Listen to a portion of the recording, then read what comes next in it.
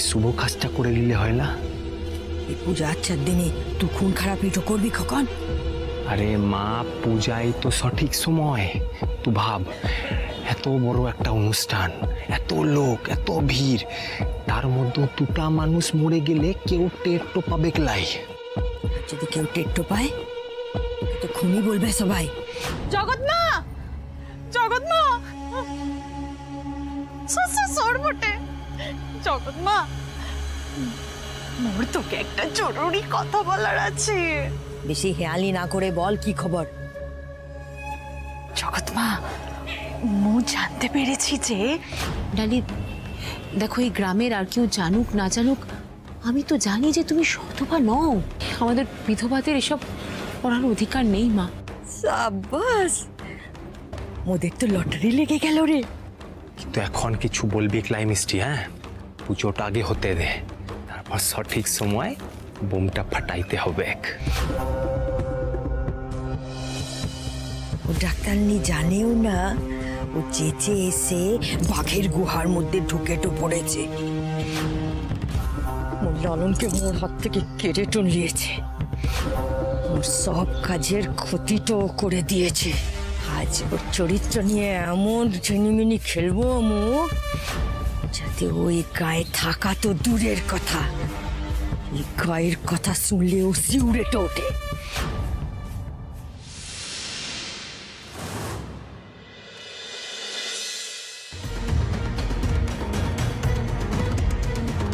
কি ব্যাপার অফিসার, আপনি হঠাৎ এখানে এখন? ম্যাডাম, একটা সর্বনাশ হয়ে গেছে। ঋষভ দেব বর্মন পুলিশের চোখে ধুলো দিয়ে পালিয়ে গেছে। হোয়াট?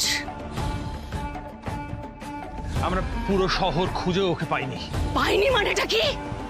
যত সব অপদার্থের দল, গাড়ি গাড়ি টাকা দিয়ে আমি তাহলে আপনাদের পোস্টি কিসের জন্য? আমি কোনো কথা শুনতে চাই না অফিসার, কোনো বাহানা আমি শুনবো না। যেখান থেকে পারুন ওকে খুঁজে বার করুন। শুধু মাথায় রাখবেন, এট এনি কস্ট এইসবকে কিন্তু আমার চাই। বাই চান্স ও যদি পালিয়ে বেঁচে যায়, তাহলে আমার কিন্তু মস্ত বড় বিপদ। হ্যাঁ জানি ম্যাডাম, তাই আমরা খোঁজার চেষ্টা করছি। এইসবকে আমার চাই।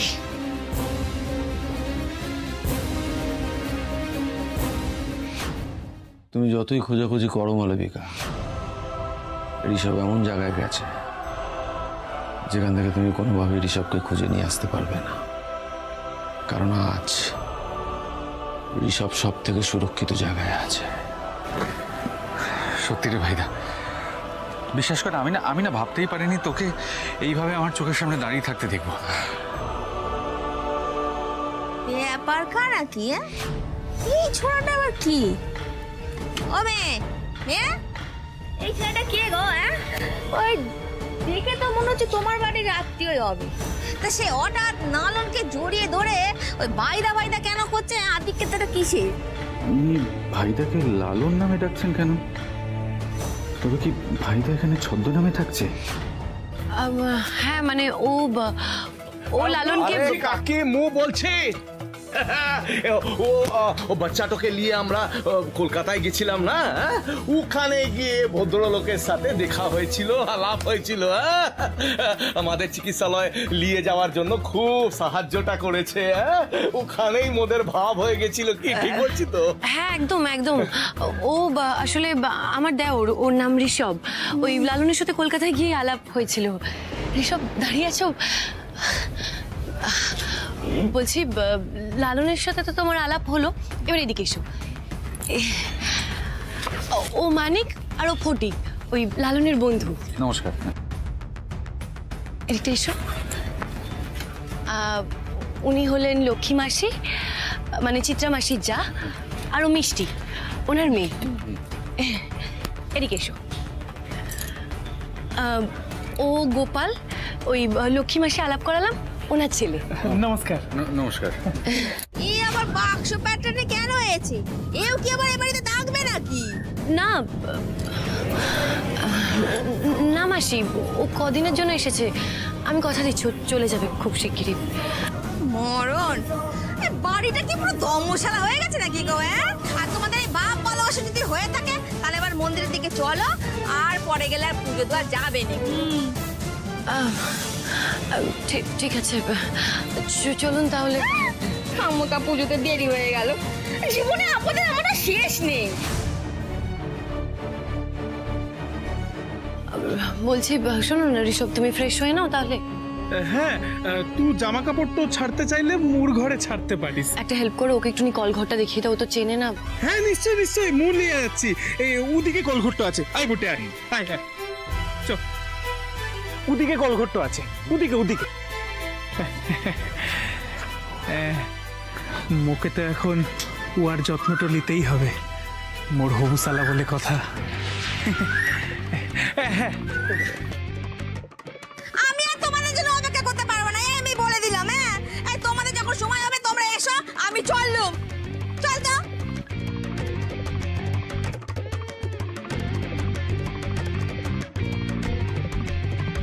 এই গোপালটো জড়িবুটি ম্যাডামের সাথে কেমন ঝিমে জোকের মতো লেগে আছে, এখন আবার ওর ভাইয়ের সাথেও কেমন আদেকলামি করছে। মু কি করবো? তো মু কি করব? ওকে গিয়ে জিজ্ঞেস কর। চল ছলা, হ্যাঁ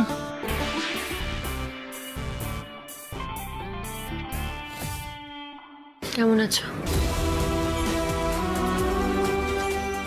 জানো বৌদি, এতদিন একদম ভালো ছিলাম না, আর একদিন যে ভালো থাকবো সেই বিশ্বাসটাও হারিয়ে ফেলেছিলাম।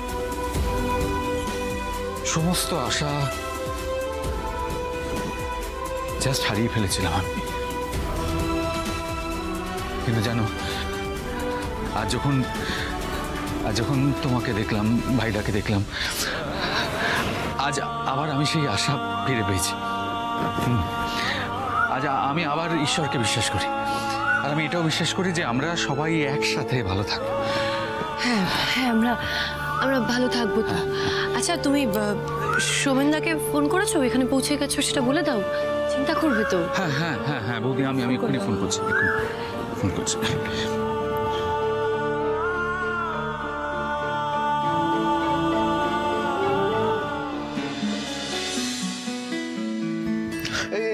ঋষু ফোন করেছে।